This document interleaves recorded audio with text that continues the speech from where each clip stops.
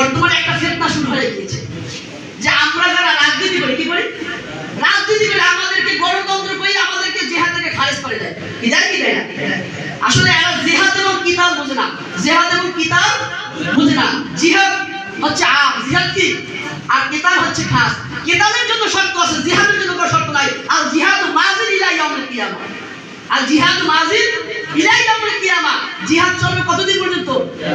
কিয়ামত পর্যন্ত। শুধু তাই নয়, জিহাদের শাখা পোশাখা অনেক। জিহাদের শাখা পোশাখা কি অনেক, তার ভিতরে কিতাব একটা শাখা, কিতাব একটা শাখা। এখন বর্তমানে অনেক দল যারা মানহাজি আছে, তারা জিহাদ জিহাদ বলে, খেলাফত খেলাফত বলে। এই খেলাফতের ভিতরে ব্যাখ্যা আছে। একটা হচ্ছে খেলাফত, একটা হচ্ছে ইমারত। খেলাফতের জন্য শর্ত হচ্ছে সমস্ত মুসলিম উম্মার জন্য একজন খলিফা থাকবে। কয়জন? একজন খলিফা থাকবে। আজকে আফগানিস্তানে কি খেলাফত না ইমারত? খেলাফত না ইমারত? আফগানিস্তানে যারা শাসক তারা কি খলিফা দাবি করে? সুযোগ নাই, সুযোগ নাই। আমরা তো মনে করি খেলাফত ছিল কয়দিন। ইতিহাস বলে দেখেন খোলাফায়ে রাশিদিন পর্যন্ত, খোলাফায়ে রাশিদিন পর্যন্ত খেলাফত ছিল।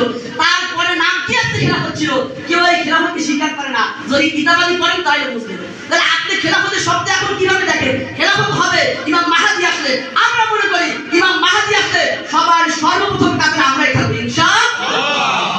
এই জন্য দেখেন এই দেশে ইসলামী খেলাফত কায়েমের জন্য ইসলামী ইমারত কায়েম করতে হবে, ইসলামী রাষ্ট্র কায়েম করতে হবে। আর ইসলামী রাষ্ট্র কায়েমের জন্য বর্তমান যে প্রচলিত ধারা আছে আমাদের ওইভাবেই আগাইতে হবে। যারা খেলাফত খেলাফত করে, জিহাদ জিহাদ করে লাফায়, তারা কিন্তু কোনো কাজ করে না, তারা কোনো কাজ করে না। আপনি দেখবেন তুমি জিহাদ করো, তাহলে একটা এলাকায় তুমি একটা উপজেলা আটকেই ফেলাও, যে আমি এই উপজেলায় ঘোষণা দিলাম এটা ইসলামী খেলাফত, এইখান থেকে জিহাদ করো। তা করে এর মানে কি? আমাদেরকে ধোঁকা দেওয়ার জন্য, আমাদের কাজকে দমিয়ে রাখার জন্য, আমাদের কাজকে ব্যাঘাত করার জন্য তারা ইসলামের নাম দিয়ে ইসলামকে ধোঁকা দিচ্ছে, ইসলামকে ধোঁকা দিচ্ছে।